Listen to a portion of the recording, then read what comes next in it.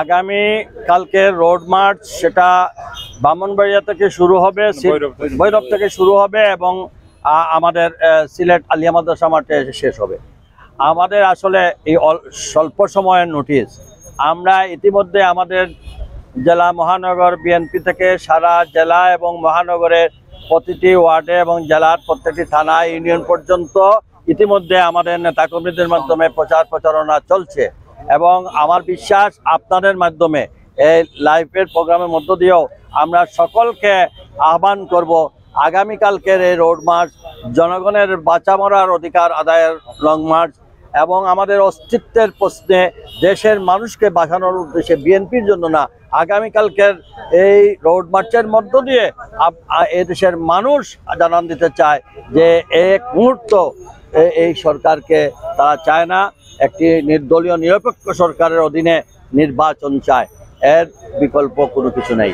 এবং আমার বিশ্বাস আগামীকালকে যেখানে আছেন শ্রমজীবী মানুষ থেকে শুরু করে আজকে প্রত্যেকটা মানুষ ঘরে গিয়ে দেখেন হাহাকার, আলুর দাম কত, চালের দাম কত, তেলের দাম কত, ডিম আর ডিম, এখন জীবনে শুনছেন ডিম বাইরে থেকে আমদানি করতে, এখন এই সরকার ডিম পর্যন্ত আমদানি করতে হয়। আর কিছুদিন পরে শুধু এখন ডেঙ্গু দিয়ে সারা দেশ ওইটাই করতে পারতেছে না, কি প্রোটেকশন দিতে পারতেছে না। আর এই সরকার জনগণকে বাঁচানোর কোনো সব শেষ করে ফেলছে। কাজে স্যালাইনও যেখানে নাই সেখানে আমাদের শরীরের সমস্ত ডিহাইড্রেশন হয়ে গেছে। এখন দেশে একটা আমার মনে হচ্ছে যে ক্যান্সার হইলে পরে ফার্স্ট এবং সেকেন্ড থার্ড স্টেজে গেলে পরে ডাক্তাররা বলে আর কেমো দিয়ে লাভ নাই। এখন কিন্তু আমরা থার্ড স্টেজও ক্রস করে ফেলছি, ফোর্থ স্টেজে চলে আসছি, এখন আর কেমো দিয়েও লাভ হবে না। কাজেই এইটাকে বুঝতে পারতেছেন তো এই সময়ের ব্যাপার, সব ঐক্যবদ্ধ হন, সবাই সমাবেশে আসুন। এই রং মার্চের মধ্যে দিয়ে আমরা জানান দিতে চাই বাংলার জনগণ ঐক্যবদ্ধ, তারেক রহমানের নেতৃত্বে। রোড মার্চ না, এটা হচ্ছে বিএনপির রোড মার্চ। তারুণ্যের রোড মার্চ এই দিনাজপুর, রংপুর ওইগুলোতে হয়েছে।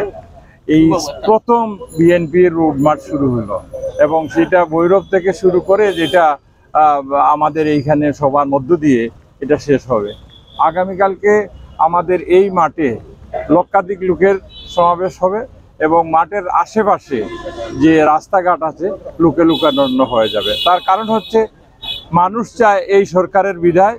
আর এক দফার দাবিতে যেহেতু এই কর্মসূচি, আমরা বিশ্বাস করি সিলেটের মানুষ আমাদেরকে সমর্থন করছে। বেগম খালেদা জিয়ার অসুস্থতা এবং আমাদের নেতা স্বদেশে প্রত্যাবর্তন, এই সমস্ত বিষয় শুধু বিএনপির দাবির মধ্যেই না, এখন সাধারণ মানুষ চাচ্ছে যে আমাদের প্রিয় নেত্রী বেগম খালেদা জিয়া সুস্থ হয়ে উঠুক, আমাদের নেতা স্বদেশে আসুক। তো সুতরাং কালকের সমাবেশে আমরা যদিও সময় খুব অল্প পেয়েছি, কিন্তু তারপরেও এই সমাবেশ আমরা ঐক্যবদ্ধভাবে যেভাবে কাজ করছি 2 দিনে অত্যন্ত সফল সমাবেশ আমরা করতে পারবো এবং আমাদের অঙ্গ ও সহযোগী সংগঠনের নেতৃবৃন্দরাও আমাদের সাথে একাট্টা হয়ে এই কাজগুলো করছে।